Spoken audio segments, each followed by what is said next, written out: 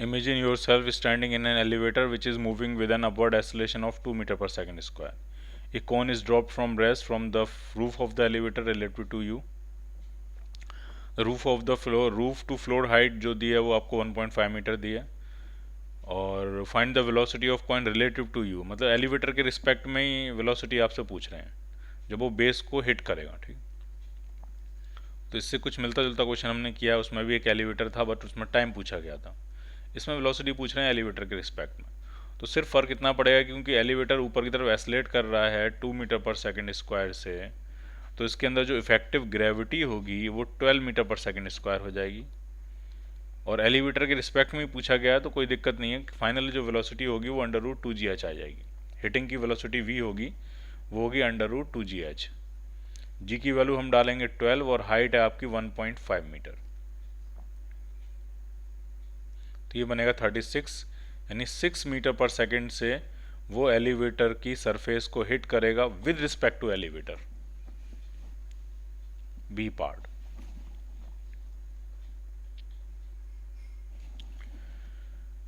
A bird flies to and fro between two cars which move with a velocity of 20 meter per second and 30 meter per second.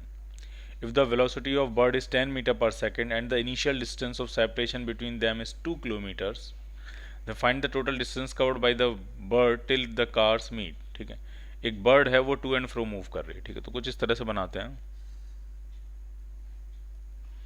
मान लिया एक car ये यहाँ पे है ए, एक कार ये यहाँ पे है बी। ए कार मूव कर रही है 20 मीटर पर सेकंड से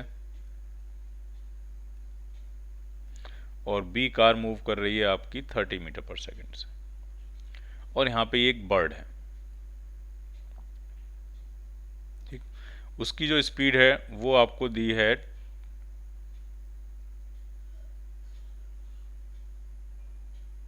10 मीटर पर सेकंड।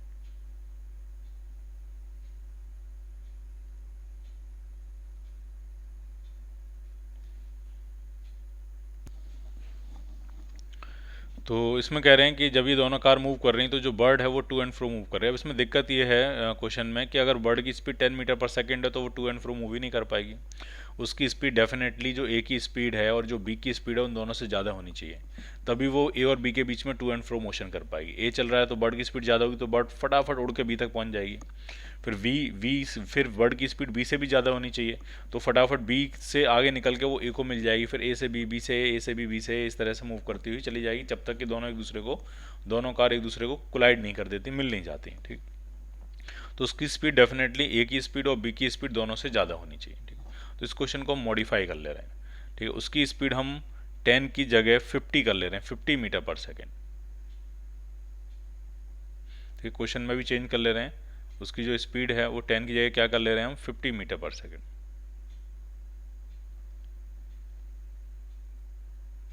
तभी क्वेश्चन जो है वो थोड़ा ऑथेंटिक बनेगा।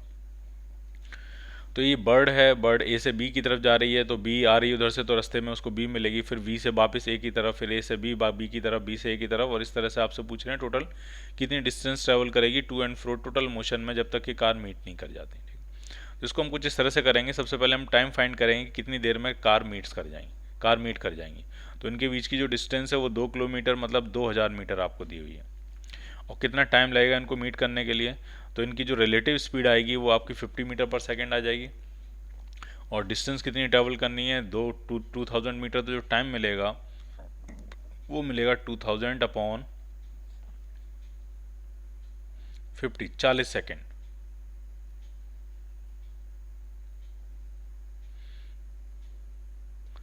चालीस सेकेंड में दोनों कार कोलाइड कर जाएंगे। अब 40 सेकंड तक इस बर्ड को उड़ते रहना, ए से बी, बी से ए से बी, बी से इस तरह से उड़ते रहना 40 सेकंड तक, और उसकी डायरेक्शन कुछ भी हो बट उसकी स्पीड हमेशा 50 मीटर पर सेकंड रहेगी।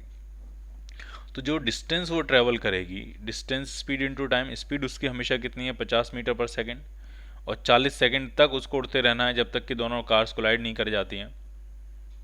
तो उसकी जो डिस्टेंस ट्रेवल्ड होगी वो आपकी होगी 2000 metres.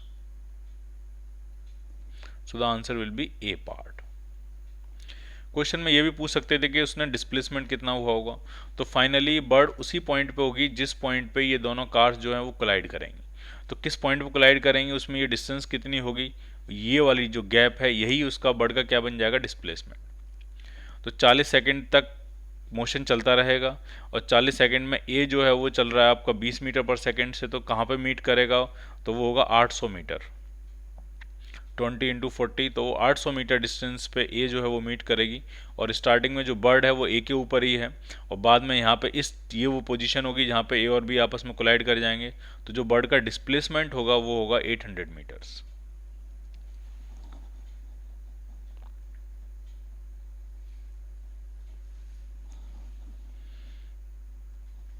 A man swimming downstream overcomes a float at a point M. After traveling a distance d, he turns back and passes the float at a distance d/2 from the point M. कुछ इस तरह की situation. ये एक river है, उसमें एक float है, बह रहा है ये, और ये मान लिया फ्लोट है और ये पर्सन है, और पर्सन डाउनस्ट्रीम स्विम करता हुआ जा रहा है और उसको फ्लोट मिलता है किस पॉइंट पे, M पॉइंट पे। फिर ये पर्सन कितना ट्रेवल करता है, d डिस्टेंस ट्रेवल करता है और फिर ये वापस आ रहा होता है, d डिस्टेंस ट्रेवल करके वापस आ रहा होता है, तो फिर से उसको रास्ते में फ्लोट मिलेगा, तो फिर से उसको यहाँ पे फ्लोट मिलता है। तो वो जो डिस्टेंस है, मान लो वो पॉइंट मैंने मान लिया, चलो n है वो पॉइंट, और ये जो डिस्टेंस है वो है d/2 डिस्टेंस पे उसको क्या मिलता है, फ्लोट मिलता है। m पॉइंट से d/2 डिस्टेंस पे फिर से उसको क्या मिलता है, फ्लोट मिलता है। ठीक, तो आपसे पूछ क्या रहे हैं, आपसे पूछें the ratio of the speed of the swimmer, swimmer की speed with respect to still water और to the speed of the river. v/u का रेशियो पूछ रहे हैं। ठीक है, v/u का रेशियो क्या होगा। तो डाउन स्ट्रीम d जाना है और फिर अप स्ट्रीम d/2 आना है, d/2 ये डिस्टेंस भी तो d/2 होगी। जितनी देर में ये पर्सन d डाउन स्ट्रीम जाएगा और d/2 अप स्ट्रीम आएगा, उतनी देर में फ्लोट d/2 डाउन स्ट्रीम आ जाएगा। ठीक है, तो टाइम दोनों को सेम लगेगा। तो पर्सन को जो टाइम लगेगा वो लगेगा d/v+u, ये डाउन स्ट्रीम जाने का टाइम, प्लस अप स्ट्रीम आने का टाइम, तो d/2 वो अप स्ट्रीम आया और अप स्ट्रीम की वेलोसिटी होती है v-u, और इतना ही टाइम लगेगा फ्लोट को d/2 डाउन स्ट्रीम आने में। तो फ्लोट की स्पीड तो वही होगी जो रिवर की स्पीड होगी, तो वो जो टाइम लगेगा वो होगा d/2/u। तो ये d कॉमन लेके हमने कैंसिल कर लिया, तो ये आपका आया 1/v+u plus 1/2 times v-u is equal to 1/2 times u। पूरे में 2 से मल्टीप्लाई अगर हम कर लें तो ये 2 और ये 2 कैंसिल आउट हो जाएगा और यहाँ पे भी क्या आ जाएगा 2। तो बस एक ही इक्वेशन है जिसमें v और u अननोन है और हमें v और u अलग अलग फाइंड भी नहीं करने, हमें तो बस उनका रेशियो फाइंड करना है। तो इसको सेटल कर लेते हैं, फिर एलसीएम लेते हैं। तो एलसीएम यहाँ आ जाएगा v² माइनस u², इधर आ जाएगा 2v minus 2u plus v+u is equal to 1/u। तो ये u से इधर मल्टीप्लाई कर लेते हैं हम, तो 2v और v ये 3v हो जाएगा,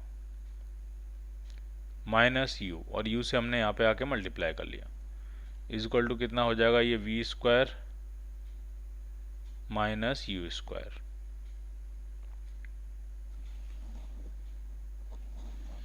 थोड़ा सा सॉल्व करेंगे, 3vu minus u² is equal to v² minus u²। तो u² से u² ये कैंसिल आउट, एक v से एक v कैंसिल आउट, तो v/u जो आएगा वो आपका 3 आ जाएगा। यानी पर्सन की जो वेलोसिटी होगी वो रिवर की वेलोसिटी के रिस्पेक्ट में 3 टाइम्स होगी। So the answer will be B part.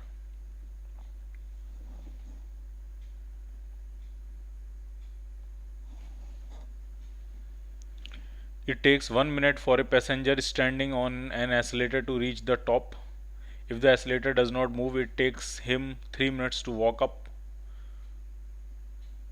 चलने में उसको, अगर एस्केलेटर मूव नहीं कर रहा है तो उसको चलने में 3 मिनट लग जा रहे हैं, और अगर एस्केलेटर मूव कर रहा है और पर्सन रुका हुआ है तो वो 1 मिनट में ऊपर पहुंच जा रहा है।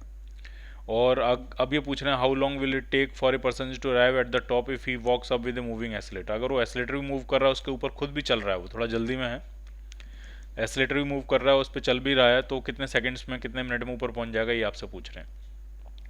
तो मान लिया पर्सन की स्पीड मैंने मान ली v है और एस्केलेटर की स्पीड मैंने मान ली u है और एस्केलेटर की जो लेंथ है वो l है। तो पहले केस में पर्सन रुका हुआ है, एस्केलेटर मूव कर रहा है, तो कितनी देर में पहुंचाएगा, तो L/U आपको दिया हुआ है वो है 1 मिनट मतलब 60 सेकेंड्स। दूसरे केस में एस्केलेटर मूव नहीं कर रहा है, पर्सन खुद चल के जा रहा है, तो उसकी स्पीड v है, तो उसको पहुंचने में 3 मिनट लग रहे हैं यानी 180 seconds.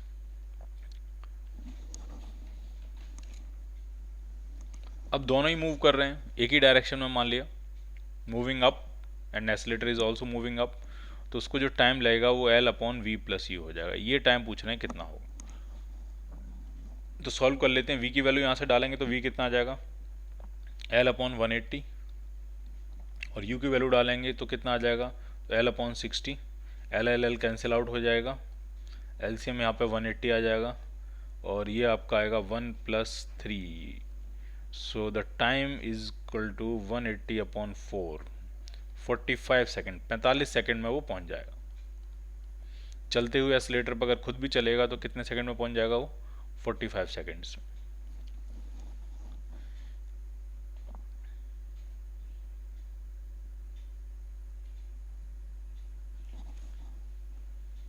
A bus is moving with velocity of 10 metre per second on a straight road. कोई स्कूटर चला रहा है और वो बस को 100 सेकेंड्स में ओवरटेक करने की सोच रहा है, और कितना पीछे है वो बस से, 1 किलोमीटर पीछे है, तो कितनी वेलोसिटी से उसको चेज करना पड़ेगा बस को। एक कांस्टेंट वेलोसिटी से वो चेज करेगा, तो वो पूछ रहे हैं कितनी वेलोसिटी से वो चेज करेगा बस को। तो इस तरह की सिचुएशन है, मान लिया ये बस है,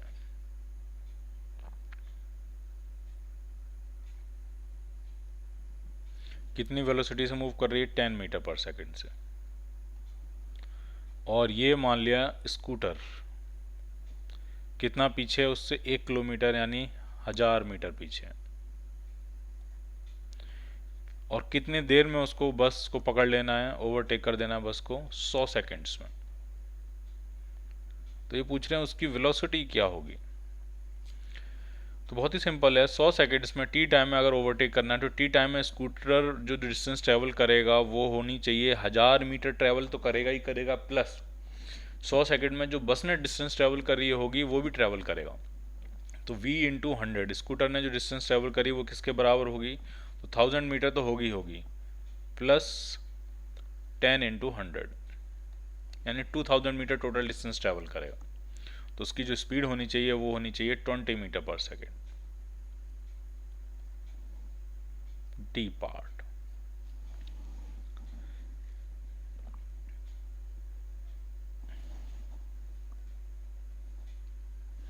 A man in a balloon throws a stone downwards with a speed of 5 metre per second with respect to balloon. Balloon के रिस्पेक्ट में उसने मान लिया 5 मीटर पर सेकेंड से स्पीड से उसने एक स्टोन को नीचे फेंका है, ठीक है। बैलून ऊपर मूव कर रहा है कितने एक्सेलरेशन से, 5 मीटर पर सेकेंड स्क्वायर से, और पूछ रहे हैं velocity of stone relative to man या relative to balloon after 2 seconds, ठीक। तो ऐसे हम मान लेते हैं कि रिलेटिव वेलोसिटी पूछी है स्टोन की विद रिस्पेक्ट टू बैलून। तो ये है बैलून, और मान लिया बैलून जिस मोमेंट पे आपने स्टोन फेंका उस बैलून से, ढंग से समझना है, उस टाइम बैलून की स्पीड थी u मीटर पर सेकेंड, पता नहीं है, दी नहीं है आपको। और लेकिन बैलून के रिस्पेक्ट में जो स्टोन नीचे फेंका है उसकी वेलोसिटी आपको दी है 5 मीटर पर सेकेंड, ये है बैलून के रिस्पेक्ट में, और बैलून खुद कितनी स्पीड से मूव कर रहा था, u से, ठीक है। आप इसको जीरो भी मान सकते हो, आप ये कह सकते हो कि बैलून की वेलोसिटी उस मोमेंट पे जीरो थी, क्योंकि इससे कोई आंसर में फर्क नहीं पड़ेगा। तो बैलून मान लिया रेस्ट में था, बैलून कहाँ था उस मोमेंट पे, रेस्ट में, और उसमें से एक स्टोन नीचे फेंका गया 5 मीटर पर सेकेंड से, बट बैलून का एक्सेलरेशन है, और एक्सेलरेशन आपको दिया है 5 metre per second square upward, और 2 सेकंड के बाद वेलोसिटी पूछ रहे हैं। तो 2 सेकंड में स्टोन के साथ क्या होगा, बैलून के साथ क्या होगा, वो हम निकाल लेते हैं, ठीक है। तो 2 सेकंड में बैलून स्टोन की जो वेलोसिटी है वो 20 मीटर पर सेकंड से बढ़ जाएगी, तो 2 सेकंड के बाद उसकी जो वेलोसिटी होगी वो 25 मीटर पर सेकंड होगी, ठीक है। हर सेकंड में 10 से बढ़ेगी, 10 एक्सेलरेशन है उसका, और बैलून का एक्सेलरेशन 5 है, तो 2 सेकंड में उसकी वेलोसिटी 5 से बढ़ के 5 और 5 10 हो जाएगी, यानी 2 सेकंड के बाद जो बैलून है वो ऊपर की तरफ मूव कर रहा होगा कितनी वेलोसिटी से, 10 मीटर पर सेकंड से, यानी velocity of stone with respect to earth, अगर हम नीचे वाली डायरेक्शन मान लें पॉजिटिव जे कैप, तो आएगी 25 जे कैप, और velocity of balloon with respect to earth वो आपकी आ जाएगी -10 जे कैप, और आपसे पूछिए velocity of stone relative to balloon, velocity of stone relative to balloon, तो ये आपकी आ गई velocity of stone minus velocity of balloon both with respect to earth. तो ये आपके आ जाएगी 35 जे कैप, यानी वो 35 मीटर पर सेकंड से नीचे मूव कर रहा हो, डी पार्ट। ठीक है, इनिशियल वेलोसिटी बैलून की जो मैंने मान ली है वो क्या मान ली है, 0, उससे कोई फर्क नहीं पड़ेगा आंसर में।